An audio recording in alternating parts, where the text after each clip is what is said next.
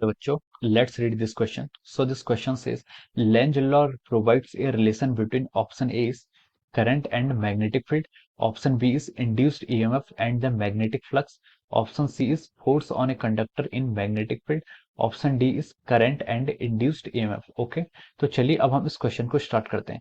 तो देखिए बच्चों, इस क्वेश्चन का की कॉन्सेप्ट आप क्या लिख सकते हैं। The key concept of this question is, इस क्वेश्चन में हमसे बोला है कि लेंज लॉ हमें क्या प्रोवाइड करती है, हमें बताना है। तो हम लिख सकते हैं कि यहाँ पर जो इसका की कॉन्सेप्ट है वो क्या हो जाएगा आपका, Lenz law. Lenz law is the key concept of this question. Okay, अब देखिए, आपको पता है कि इलेक्ट्रोमैग्नेटिक इंडक्शन से जो आपका इंड्यूस्ड ईएमएफ होता है, जो आपका ईएमएफ इंड्यूस होता है, इसको हम लिखते हैं minus D five by D T. ये क्या होता है आपका, minus D five by D T. This is our induce EMF. D five by D T क्या होता है, D five by D T होता है आपका rate of change of flux. Flux का जो रेट होता है चेंज होने का, वो आपका इंड्यूस ईएमएफ के इक्वल होता है। और जो मैग्नीट्यूड वाला पार्ट आता है D five by D T, ये हम कहाँ से मिलता है, ये हमें मिलता है from the Faraday's law of electromagnetic induction. ये हमें क्या बताता है, Faraday law of electromagnetic induction बताता है।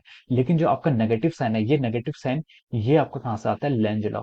और ये नेगेटिव साइन आपको सिर्फ यही बताता है कि जो आपका इंड्यूस ईएमएफ है या फिर आपकी जो इंड्यूस करंट है, उसकी जो डायरेक्शन होती है फ्लो करने की, वो इस तरीके से फ्लो करती है आपकी इंड्यूस करंट, जो क्या करती है, जो आपका मैग्नेटिक फ्लक्स इंक्रीज हो रहा है उसके चेंजेस को क्या, उसके अपोज को, उसके चेंजेस को क्या करती है, अपोज करती है। तो ये जो आपको डायरेक्शनल पार्ट है, ये आपको क्या देता है, लेंज लॉ देता है।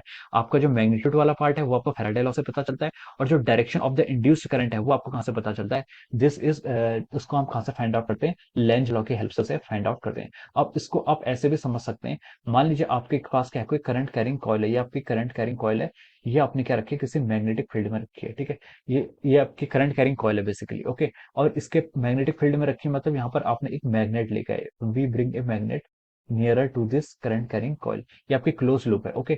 अब देखिए यहाँ पर क्या होगा, इस मैग्नेट के कारण आपका क्या होता है, मैग्नेटिक फील्ड लाइंस जनरेट होगी। और मैग्नेटिक फील्ड लाइंस क्या होंगी आपकी, ऐसे इससे क्या होंगी, पास करेंगे। ये मैग्नेटिक फील्ड लाइंस क्या करेंगे, इसमें ऐसे पास करेंगे, ओके। ये आपके देखिए इस तरीके से आपका मैग्नेट है। अब देखिए, जब ये मैग्नेट आपका कांस्टेंट है, तो इससे number of magnetic field lines क्या होगी, कांस्टेंट पास होगी। तो यहाँ पर कोई ईएमएफ क्या हुआ, इंड्यूस नहीं होगा। लेकिन जैसे ही अगर ये मैग्नेट क्या करे, मूवमेंट करना शुरू कर दे, अगर हम इसको इस कॉइल की तरफ लेके आएंगे, तो क्या होगा, इससे ज्यादा number of magnetic field lines pass होंगी, ज्यादा number of magnetic field line pass होंगी। इसके कारण यहाँ पर मैग्नेटिक फ्लक्स इंक्रीज होगा। मैग्नेटिक फ्लक्स इंक्रीज हो रहा है, यानी कि मैग्नेटिक फ्लक्स, उसके कारण क्या होगा, यहाँ पर ईएमएफ होगा। और ईएमएफ इंड्यूस होगा, तो इस कॉइल की टेंडेंसी ये होगी, जो आपकी ये कॉइल है, इस कॉइल की टेंडेंसी ये होगी, इस कॉइल की टेंडेंसी होगी कि उस इंड्यूस ईएमएफ को अपोज करने की। तो उसको अपोज करने के लिए ये क्या करेगी, इस डायरेक्शन में करंट फ्लो करना शुरू करेगी। इस डायरेक्शन में करंट फ्लो करना इसलिए शुरू करेगी, क्योंकि अगर डायरेक्शन में, इस डायरेक्शन में करंट फ्लो करेगा, तो इसके कारण क्या होगा, एक फ्लक्स निकलेगा, और जो फ्लक्स की डायरेक्शन क्या होगी आपकी, इस डायरेक्शन में होगी, ओके। इसके कारण आपका जो मैग्नेटिक फील्ड होगा इस डायरेक्शन में होगी, जो क्या करेगा, एक्सटर्नल जो मैग्नेट है उसके फ्लक्स को क्या करेगा, अपोज करेगा। तो हम बोल सकते हैं कि यहाँ पर जो यहाँ पर आपका ये है current carrying coil, it is behave like a, ये भी आपके मैग्नेट की तरह बिहेव करेगी, जिसका नॉर्थ पोल इस साइड को होगा और साउथ पोल आपको इस साइड को होगा। तो देखिए, जो हमारे यहाँ पर डायरेक्शन आई थी करंट की, हमने ये बोला कि जो आपका मैग्नेटिक फ्लक्स इस कॉइल में इंड्यूस हो रहा है, इसकी जो डायरेक्शन है, ये हमने कहाँ से फाइंड आउट करी थी, by using our Lenz law. तो लेंज लॉ क्या बताता है हमें, direction of the induce current को यहाँ पर हमें बताता है। अब देखिए, अब हम ऑप्शन की तरफ मूव करते हैं। ऑप्शन ए में इसने बोला है कि Lenz law provide a relation between current and the magnetic field. ये करंट कौन से आपके, induce current and the magnetic field. तो yes, this option is the right answer of this question. Option B में बोला है induce EMF and magnetic flux. तो ये आपका रिलेशन इंड्यूस ईएमएफ और मैग्नेटिक फ्लक्स के बीच में नहीं बताता है, ये आपका Faraday law of electromagnetic induction से पता चलता है। ऑप्शन सी में बोला है इसने force on a conductor in a magnetic field.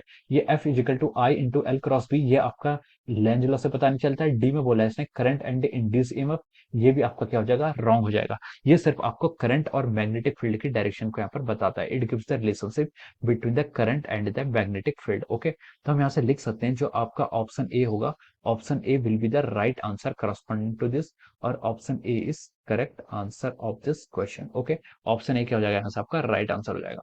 So I hope you all understood this concept. All the best and thank you so